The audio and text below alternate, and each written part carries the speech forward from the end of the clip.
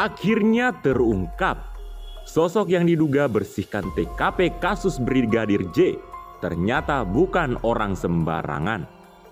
Namun sebelumnya, admin ucapkan terima kasih kepada kalian semua yang terus mengawal kasus yang menewaskan Brigadir J sampai detik ini. Irjen Ferdy Sambo baru saja selesai diperiksa oleh Bareskrim Polri. Ferdy Sambo diperiksa saat kasus polisi tembak polisi yang menewaskan Brigadir J di rumah dinasnya. Sebelum Ferdy Sambo diperiksa, Baradae yang disebut-sebut sebagai orang yang membunuh Brigadir J sudah ditetapkan sebagai tersangka. Kasus polisi tembak polisi ini memang viral dibicarakan netizen. Bahkan pasca Baradae ditetapkan sebagai tersangka pun, kasus ini tetap jadi buah bibir. Bahkan dalam kasus ini, Irjen Pol Ferdy Sambo disebut terancam dijerat hukuman akibat pelanggaran kode etik. Pernyataan tersebut disampaikan oleh Kepala Pusat Kajian Keamanan Nasional Universitas Bhayangkara, Hermawan Sulistyo. Dikutip dari Your Uncle Wira, Hermawan mengatakan bahwa ada pelanggaran yang dilakukan Propam dalam kasus Brigadir J. Pelanggaran tersebut adalah prosedur penyidikan dan pelaksanaan olah tempat kejadian perkara atau TKP. Hermawan mengatakan jika harusnya Propam tidak boleh masuk ke lokasi TKP, apalagi sampai ikut turun tangan dalam mengolahnya. Yang punya wewenang mengolah TKP hanyalah penyidik, ujarnya.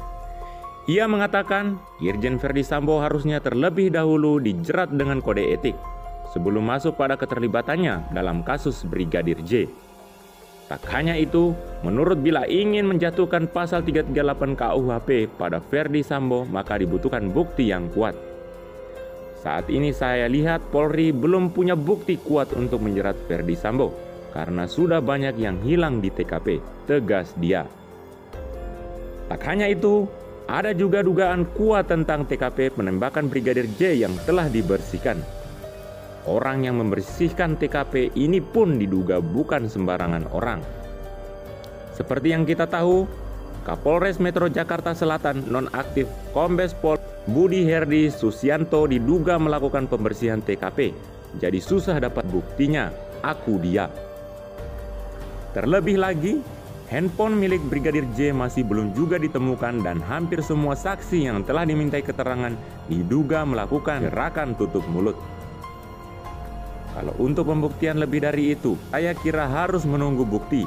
Ini HP Brigadir J tidak ada, kata dia. HP yang disita itu HP baru semua. Terus saksi-saksinya gak mau ngomong selama ini. Saksinya lakukan gerakan tutup mulut semua, ucap dia. Entah karena ada pressure atau tekanan, atau intervensi, atau menghalangi proses hukum. Tidak dapat diketahui dengan pasti, karena semuanya belum terungkap. Hermawan Sulistyo paham jika pada akhirnya muncul opini di tengah masyarakat bahwa pihak Polri menutupi kasus penembakan Brigadir J ini.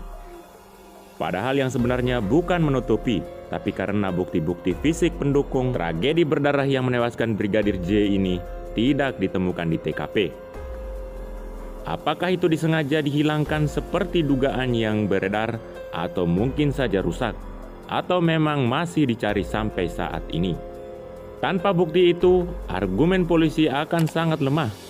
Apakah masuk dalam pasal 340 KUHP atau pasal 338 KUHP akan jadi perdebatan, ucapnya.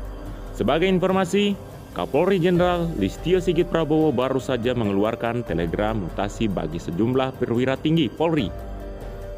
Menariknya, dari sejumlah nama yang dimutasi oleh Kapolri, 3 diantaranya adalah jenderal yang sedang menjabat dalam tubuh divisi Propam Polri.